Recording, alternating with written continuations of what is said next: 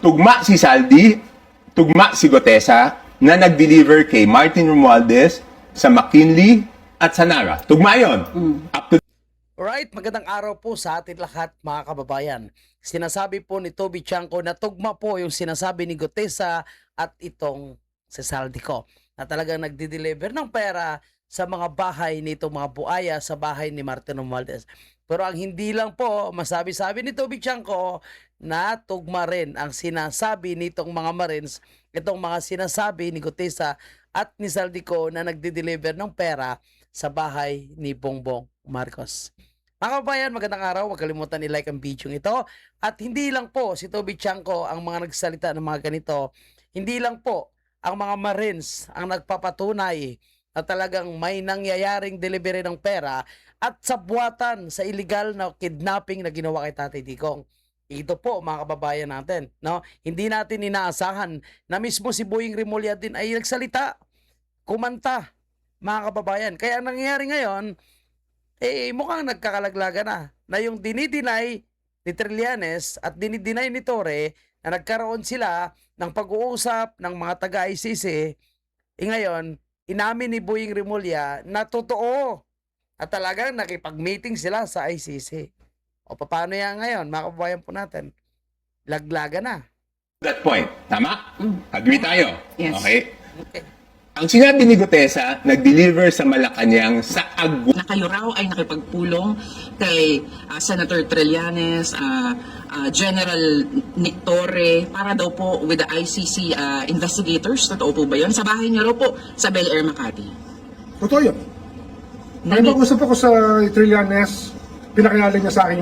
O, yan po mga kababayan po natin ha. So, hindi na po madidinay ni Trillanes, lalong hindi madidinay ni Torre, na talagang nag-usap sila, nag-meeting sila ng taga-ICC investigator. At sabi nga, $2 milyong ang hawak ni Trillanes. Trillanes na tumanggap siya ng $2 milyong mula kay dating Congressman Saldico para sa investigasyon ng ICC sa kaso ni dating Pangulong Rodrigo Duterte. Nagugat ng aligasyon sa press conference ng 18 nagpakilalang dating miyembro ng Philippine Marines. Ayon sa affidavit ng mga Marines na inilahad ng abogado nilang si Attorney Levito Baligod, tumayo sila bilang mga executive assistant noon ni dating Congressman Saldico. Ayan, no, sa pag-amin mga kababayan po natin, nitong si Boying Remulla, wala na.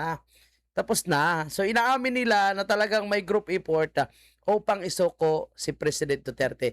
At sabi nga ng mga Marines, itong mga mali-malitang pera na idiniliver sa bahay ng iba't ibang kongresista, mga senador, ay ito po ay bayad sa sabuatan nila na tanggalin si Vice President Sara at ipakulong si President Duterte. Sabuatan para sila pa rin ang magmamanipulate ng gobyerno. At itong ginagawa nila ngayon diyan sa House of Representatives. Mantakin nyo po mga kababayan natin. Ngayon sa Middle East, ang daming kababayan nating OFW ang nagmamakaawa na sila po ay pauwi na. Wala naman po silang pera o baka wala pang ipon. Pero yung gobyerno natin, wala pa rin pong pinapatupad na mandatory repatriation. So anong ibig sabihin yan? Manigas muna ang mga OFW o mamatay muna ang mga OFW bago mag-utos si Bongbong Marcos ng mandatory repatriation. Ano ibig sabihin yan? Dahil wala pa tayong pera, wala pa tayong resources, hindi nila kayang tulungan ang mga kababayan nating OFW. Sa dami ng pera, sa dami ng ninakaw nila, dapat yon muna ang ilabas nila. Maawa naman sila sa mga OFW. No? Tapos ngayon, inuuna pa nila itong impeachment against kay Vice President Sara. Imbis na pagplanuhan kung paano matulungan yung mga OFW na naiipit sa gulo sa pagitan ng Amerika, Iran, at ng Israel. Wala po silang ginagawa. O ngayon, sekundi ng pagdinig po sa hearing dito sa impeachment ni VP Sara. At kita natin kung paano po sila nagpapakita ng gigil na talagang ma-impeach itong si Vice President Sara. Karamihan pala dyan sa kanila na miyembro ng Committee on Justice ay nakatanggap po ng mali-malitang pera. Kaya hindi na tayo ma-surprise na nagkaroon ng sufficient inform ang impeachment against kay Vice President Sara. Kasi lahat po sila ay bayad na. Kaya sinabi ni Congressman Suntay na dapat, no, magkaroon ng partiality o dapat mahiya po sila, dapat ah, dapat umalis na sila diyan. Sa totoo lang, dahil may mga allegation na sila po ay nagtanggap ng mali-malitang pera. Dapat umalis na sila. Dapat, no, ay iwasan na nila yung nangyayaring pagdinig na yan. Kasi ngayon pa lang, alam na ng taong bayan na kahit wala pang pinal na desisyon dito sa impeachment ni BP Sara, alam natin yung magiging endgame yan. Talagang ipa-impeach sila si BP Sara dahil lahat na galaw nila ay bayad. Mga kababayan natin na nagsasabi, ay hindi totoo yan. Nandito na po yung 18 months Sinasabi rin ditong si Toby Chanco na confirm ang mga delivery sa bahay ni Martin Romualdez. 18 Marines, Gutesa, o yung mga opisyalis ng DPWH, lahat sila ay tinuturo. Itong mga kontraktor, itong mga diskaya, tinuturo mga kongresista na ito. And alam niyo mga kababayan natin, hindi lang po ang pera na yan ay yung mga dinideliver na pera ay yun lang yung kanila nakukuha. Mayroon pa silang mga allocable fund, mayroon pa silang local na budget nila na sila mismo yung nakikipagkontrata doon sa mga kontraktor. So may katkong pa sila. Kaya talagang paldo-paldo po sila. Kaya kung nagalit si Bini Abante noon, mga kababayan, na sinasabi ng mga vloggers na paano nakakapagpaaral sila sa Amerika, nakapagbili ng ganito, yung mga sobra-sobrang luho nila. Kung wala silang ninakaw, nagalit si Abante, no, gusto niyang ipa-contempt noon si Kipicho, ngayon natin mapapatunayan na ganon sila kagalit, ganon sila ka sobrang gigil na gustong gantihan itong mga vloggers. Kasi paglabas ng mga Marines, ipatunay talaga na tumatanggap po sila ng mali-malitang pera. Ito puntahan natin mga Tugma kababayan. si Saldi. House members are wanting of new Ito gusto ko ito puntahan mga kababayan po natin. Itong si Karen. Kasi kasama rin ito mga kababayan sa di umano'y tumanggap ng mali-malitang pera. At ngayon naninindigan na kung ano daw yung kanyang buto noon ay posibleng ganun pa rin dahil dito sa mga allegation laban kay Vice President Sara. Pero syempre ngayon hindi niya sinabi na directly na bubuto siya na ma-impeach si BP Sara. Ngayon medyo pakipot-kipot pa yan. Dahil itong si Garen, no, itong si Dingback Siak Queen ay mukhang nakaramdam na si BP Sara talaga ang magiging presidente. So alam naman natin na hindi ito susuporta. Kaya sa mga kababayan natin, mga taga Iloilo, mga Ilonggo, mga kadistrito ni Garen, mag-isip-isip po kayo. No? Kasi kung nakakatanggap kayo ng pera galing sa babaeng ito, pansamantala lang po yan. Isipin nyo po sa mga Ilonggo, yung magiging kinabukasan ng ating bansa. Papayag po ba kayo na nakatanggap nga kayo ng ayuda, nakatanggap kayo ng pera tuwing eleksyon, pero talamak naman ang durugat krimen? At aantayin nyo pa ba na yung anak nyo o isa sa pamilya nyo ang magiging adik at maging perwisyo sa inyong pamilya dahil sa kawalan po ng kamay na bakal? Hayaan nyo lang po ba na ang tayong mga Pilipino ay luluhod sa mga politikong ito tuwing tayo ay nangailangan, imbes na ang serbisyo ay nandyan na. Hindi mo na kailangan pumunta sa kanila, punta ka na lang sa ospital, may libre ng hospitalization. Punta ka na lang sa eskwelahan, may mga pakain na, may libre ng school supply tuwing nagbubukas ang eskwelahan. Maganda yung kalsada natin, no? May takot yung mga adik at mga kriminal. Ngayon po, walang takot yung adik at kriminal, talamak yung pagnanakaw, at yung libreng edukasyon, yung libreng pagpapagamot ay halos hindi po maibigay dahil napunta po sa kanilang mga bulsa o sa kanilang mga mali-maleta. Kaya itong mga ito, no, palagay nyo dapat na ba natin paniwalaan? Dapat pa ba tayong magbigay ng tiwala sa mga kongresistang ito? Siguro nananalo sila dahil yun nga sabi ko, no, nakatanggap ng ayuda, nakatanggap ng pera tuwing election. Pero kinabukasan po ng mga kabataan yung nakataya kapag ito pa rin ay papaniwalaan natin.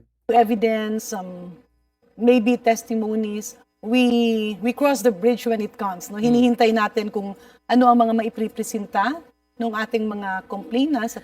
Alam mo, sinasabing inaantay nila yung kung ano yung magiging ipipresenta ng mga complainant. Wala na yan.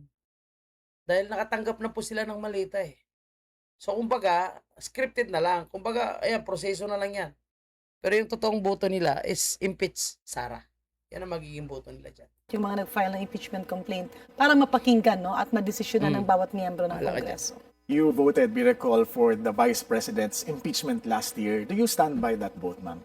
Well, during the last impeachment Yes. hearings, and after a thorough discussion, actually, it actually circulated on the issue of the confidential fund, and we know how a confidential fund is used. And during the time when we were discussing, it centered on the description. The issue was team building activities in the office of the Vice President. So personally ako, nakita ko na napakahirap talagang i-justify kapag confidential fund and you use it for team building activities not once but multiple times. Hence my vote. Oh, bakit confidential fund ni Bibi Sara yung iniisa-isa nyo? Kaya nga confidential fund eh. Diba? Bakit hindi nyo tanungin kung saan ni Bongbong Marcos ginamit ng kanyang confidential fund? Bakit confidential fund ng Office of the Vice President?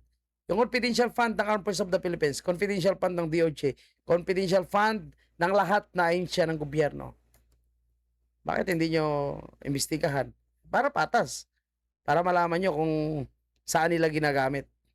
So, bakit BP Sara lang? Kasi nga, yun ang inyong target.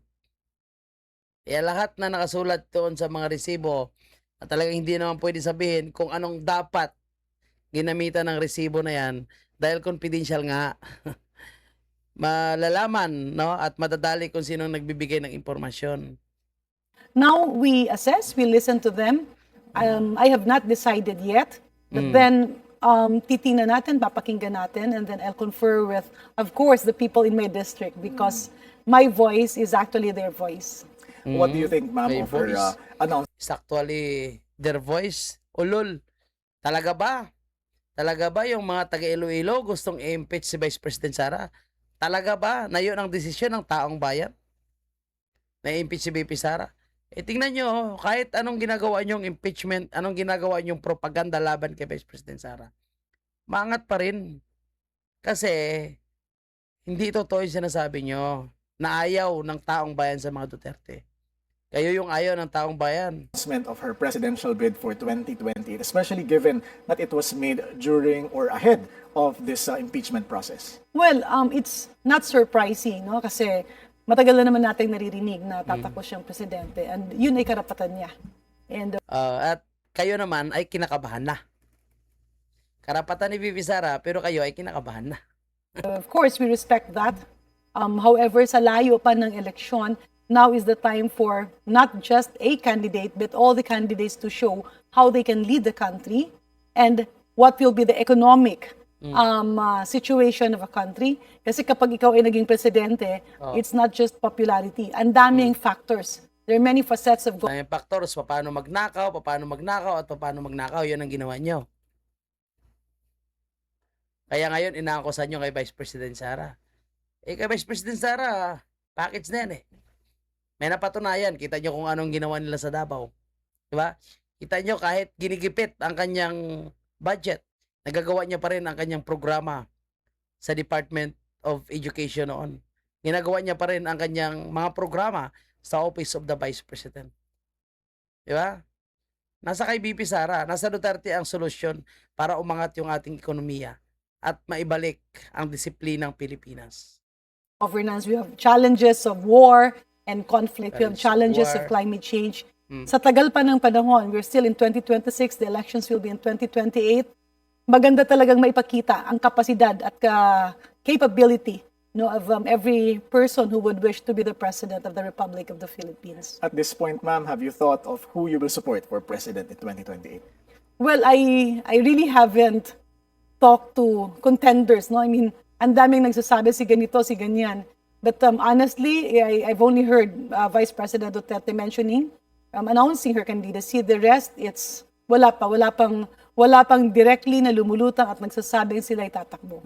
You mentioned yung mga issues na kailangan tutukan, no, ma'am, at this point na mga gustong kumandidato. What other qualities are you looking for in the next president or in the next set of leaders of the country? Napaka-importante yung napaka-importante yung naiintindihan yung ekonomiya ng Pilipinas. O, sino yung nakaintindi ng ekonomiya ng Pilipinas? Sino? Sino pa? Si Bongbong Marcos nga, wala. Leni Robredo, lutang. Lalo naman si Risa Ontiveros. Kailangan may kodiko. Sino pang gusto mong patakbuhin yan? Ang amo mo na si Martin Romualdez. Naintindihan ng ekonomiya kung paano magnakaw. Napaka-importante din yung kalusugan. We are looking actually at a combination Kalusugan. Kaya pala ikaw yung tinaguriang dingbak siya queen. of somebody who understands public health, economy, because those are the basic challenges of our country. And somebody who can bring our country together. It's very difficult to have a future president who will divide the country. Kasi kapag puro away, puro conflict, ang kawawa niyan at the end of the day is yung tao. Investors will shy away, people in government cannot serve well, maraming ifs and buts, ang hirap, nahihirapan yung ating people, somebody who Diba mga kababayan po natin, no? Sinasabi nila na kapag may away, girian, nadidivide yung tao, kawawa yung taong bayan. Putya, bakit nyo ginagawa ito kay Vice President Sara? Bakit nyo ginawa kay President Duterte? Alam nyo naman, madidivide yung ating bansa. Kaya nga nagkaroon tayo ng UNITIM. Pero, bakit nyo sinuportahan ang ginawa ni Bongbong Marcos at Martin Romualdez kay Vice President Sara? Na kung alam nyo pala, na magkahati-hati ang mga Pilipino, magkakagulo. Ito nga yung nangyayari ngayon eh. Diba? Gusto nyo yung ganong presidente, yung pagkaisahin yung lahat. Yan ang ginawa ni President Duterte. Kaya ka sinuportahan ang UNITIM. Tapos kayo, no, siniraan nyo si BP Sara, inayaan nyo pa papakulong si President Duterte sa dahig. At ngayon gusto nyo papalabasin na kayo pa yung tama. Na gusto nyo pa makahanap ng presidente na hindi i-divide ang mga Pilipino. Duterte na nga nagkakaroon na ngayon ng UNITIM eh. Kayo yung dahilan. Kayo yung rason. Kasi nga, nakinabang kayo sa nakaw ng mga nakaupo sa pwesto ngayon. Kayo nga daw po is di umano'y nakatanggap ng mali-malitang pera. Kayo yung rason kung bakit nagdi-divide ngayon yung mga Pilipino, nagkakagulo. Dahil po sa inyong pinaggagawa ngayon. Itong impeachment complaint na ginagawa nyo kay Vice President Sara, hindi ba ito nagdi-divide sa mga Pilipino? Nagkahati-hati yung opinion? Kung tutuusin, wala namang kayong ebidensya o patunay na talagang may nanakaw si BP Sara, kundi puro lang kayo allegation. Dahil kayo ay nakatanggap na umano ng mali-malita. At in short, bayad na yung magiging proseso ng impeachment kay Vice President Sara. Yung mga pagpapakipot nila mga kabayan po natin, na kunwari hindi nila iboboto, hindi nila impeach si BP Sara, char-char na lang yon. Bayad na eh. can inspire our countrymen, somebody whom we will be proud to call our president. At meron na hubang specific na taon na tumutugma sa qualities na nabanggit mo? Meron naman, kaya lang hindi ko naririnig na Lini Logaw? Di, ikaw palang magaling eh. Ikaw na lang tumakbong presidente. Ikaw palang magaling eh. Ikaw palang parang nakaalam sa ekonomiya. Ikaw palang nakaalam sa usaping mga gera. Ikaw palang nakakaalam sa usaping health and kalusugan. Ikaw na lang tumakbong presidente. Ikaw na lang ang magiging representative ni Bangag. may planong tumakbo. Babae po ba o lalaki? We'll cross the bridge when it comes. May babae, may lalaki. May mga Tawang demonyeta, pucha. options naman, no? Minsan lang kasi yung mga Ayan po, sa mga kababayan nating Ilonggo, mag-isip-isip po kayo sa mga binoboto nyo. No? Huwag naman puro pera, huwag naman puro ayuda. Kasi kung patuloy na sila pa rin yung mga nakaupo sa pwesto, hindi ko alam kung may kinabukasan pa ba tayo. Hindi ko alam kung may Pilipinas pa ba tayong pagdating ng 2028. Kung hahayaan natin na matanggal nila si BP Sara, kung hahayaan po natin na ma-impeach nila si BP Sara, wala na tayong aasahan na uunlad pa yung ating bansa at magkaroon ng disiplina ang bawat Pilipino. Kung ang leader natin mismo ay ngiwi, ang leader mismo natin, no, ay budol, ano pang aasahan natin? Yung pangarap na lang natin na sana magiging Hong Kong tayo, Sana magiging Singapore tayo. Sana magiging kagaya po tayo ng ibang bansa na disiplinado. Magaling yung leader. Hanggang pangarap na lang. Kasi nagkaroon na tayo ng presidente na magaling, matapang, may paninindigan. Pinakulong nila. At yung susunod na presidente natin, ngayon ay gusto naman nilang impeach kasi gusto nila budol at magnanakaw pa rin ang uupo sa susunod na mga eleksyon. So, papayag po ba kayo? Okay, mga kababayan po natin, nasa inyong mga kamay ang pagdidesisyon. Hindi po sa aming mga political vlogger, no? Hindi po sa mga iilan na lumalaban na ngayon ay pilit na ginigipit. Hindi po dyan kay Vice President Sara lang. Hindi po sa 18 Marines na kumanta at nagturo kung sino yung tunay na mga magnanakaw, kundi nasa ating lahat na mga Pilipino. Kaya mag-isip-isip po tayo. Bago pa huli ang lahat, bago pa nila matanggal si VP Sara, kailangan maninindigan tayong mga Pilipino. Yun lang. Maraming salamat.